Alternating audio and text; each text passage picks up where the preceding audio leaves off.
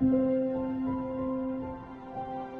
Thiès, Monsieur le maire de Sandiara, Monsieur le président de l'association, je ne sais plus, de l'association internationale de management du tourisme durable, chers collègues, chers invités,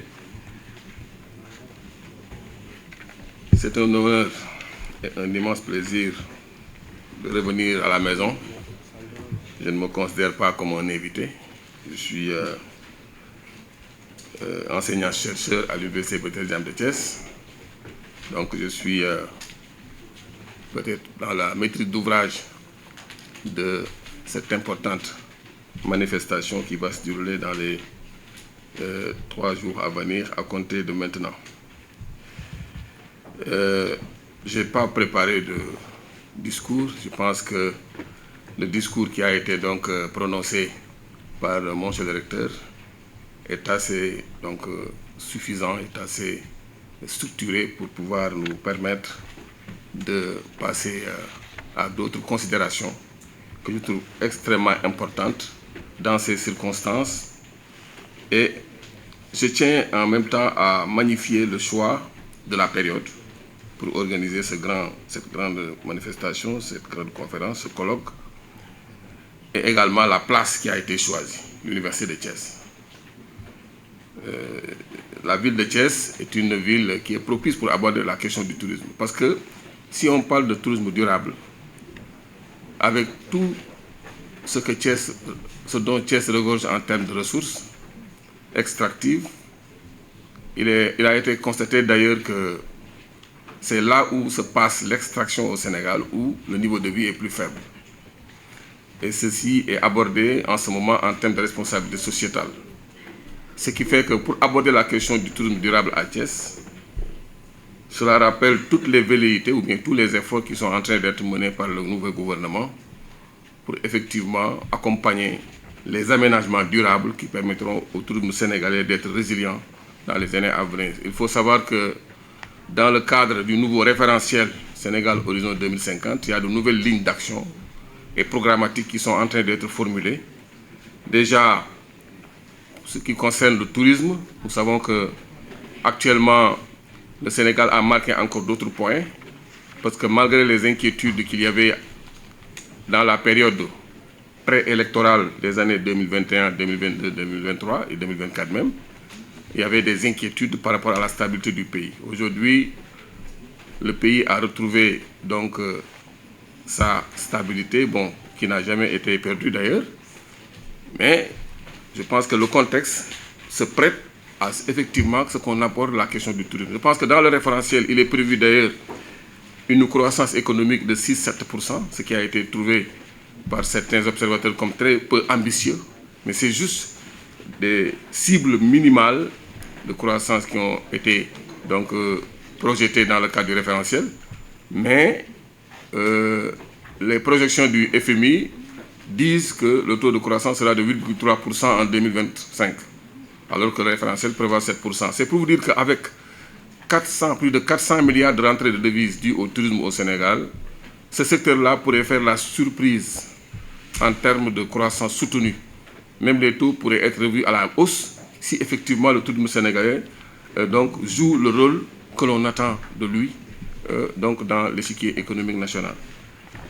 C'était important de faire ces rappels. Il faudrait également que je vous dise que le gouvernement est en train, avec l'Agence nationale pour le développement et pour la promotion et le développement de l'artisanat, il y avait la projection d'injecter 5 milliards de francs CFA dans un fonds d'appui à l'artisanat. Et aujourd'hui, moi, je suis en train de réfléchir pour le président de la République pour que ce fonds-là puisse aider à un peu accompagner l'artisanat sénégalais dans la labellisation, dans la normalisation. Tous les Sénégalais savent qu'aujourd'hui, il est difficile, par exemple, d'être fidèle à la consommation des produits, notamment les chaussures, les sacs Angaï, parce qu'il n'y a pas de labellisation, il n'y a pas de normes, parce que vous pouvez mettre des chaussures de 44 qui ne vous vont pas, et vous mettez des chaussures de 41 et ça vous va. Donc c'est des problèmes de qualité qui se pose et qu'aujourd'hui, l'État du Sénégal entend accompagner le secteur. C'est juste pour vous dire qu'au niveau de l'État, il y a tout un ensemble d'actions qui sont en train d'être menées pour accompagner le secteur touristique et l'artisanat afin de leur permettre de jouer le rôle qu'ils doivent jouer dans la marche vers l'industrialisation du pays. Donc les 5 priorités, les 4 secteurs prioritaires qui sont retenus dans donc la stratégie nationale de développement 2025-2029, c'est à part l'agriculture, l'agroalimentaire, les industries extractives, effectivement les services à valeur ajoutée, il y a également les industries manufacturières. Et qui dit services à valeur ajoutée et industries manufacturières fera effectivement allusion au tourisme et à l'artisanat. Je pense que ce colloque, pour moi, est d'une extrême importance. C'est pourquoi je sollicite l'apport de tout le monde pour qu'il y ait de la communication autour de ce colloque. Parce que le Sénégal est dans un nouveau tournant. Nous avons choisi une quête de souveraineté sur tous les aspects. Et comme je l'ai dit tout à l'heure, si le tourisme sénégalais joue le rôle qui est attendu de lui, nous pourrons réaliser des résultats beaucoup meilleurs que ce qui est même prévu en termes de projection sur des indicateurs tels que la croissance économique, l'augmentation du revenu par habitant, et ainsi de suite. Je pense qu'il faudrait donc que la communication soit faite et que les conclusions tirées de ce colloque-là soient donc diffusées afin que les panels de qualité dont j'ai vu donc l'étalage au niveau du programme puissent quand même être vulgarisés afin que les Sénégalais sachent maintenant ce qu'il en est dans ce secteur-là, surtout avec effectivement la dimension de la durabilité. Tout à l'heure, je disais que si toutes les entreprises, parce que tout à l'heure, quand Pape Elimane parlait, je me suis rappelé d'un article scientifique qu'il a publié récemment avec moi et qui montre tout le potentiel touristique sénégalais lié à la valorisation même de certaines réserves foncières. On pense que, par exemple, Alocagne ne pourrait pas être un réceptacle touristique, alors que c'est tout à fait possible. On pense que les déserts à Ranérou, au niveau de Kédougou, ne peuvent pas abriter des plateformes touristiques. Alors que tout ça, si véritablement les aménagements accompagnés par la responsabilité sociétale des entreprises, parce que quand une société extractive produit des valeurs ajoutées et qu'en même temps, elle a des externalités négatives qui peuvent faire mal au tourisme, aujourd'hui, il faudrait que les mouvements associatifs soient remobilisés autour de cette question de responsabilité sociétale pour faire accompagner ces aménagements durables-là qui permettront au tourisme sénégalais d'être résilient.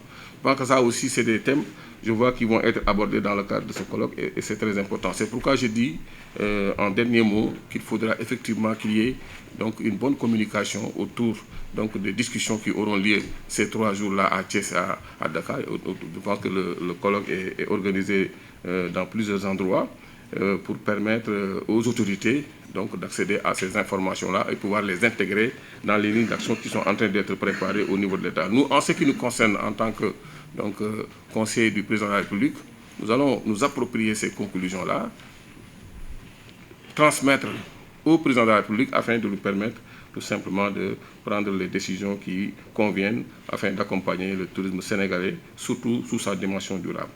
Voilà ce que je voulais dire en premier lieu.